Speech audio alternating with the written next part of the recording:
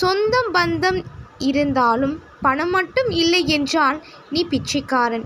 கோடி கோடியாய் பணம் இருந்தாலும் சொந்த பந்தம் இல்லை என்றால் நீதான் இந்நாட்டின் தலைவன். சொத்து சுகம் இல்லை என்றாலும் சொந்த பந்தம் இல்லை என்றாலும் உன்னை திரும்பி யாரும் பார்க்க மாட்டார்கள். காகிதத்தில் அச்சடித்த பணம் மட்டும் உன்னிடம் இருந்து விட்டால் 1000 பேர் உன் பின்னால் வருவார்கள். அவர்களை யார் என்று உனக்கு தெரியாது.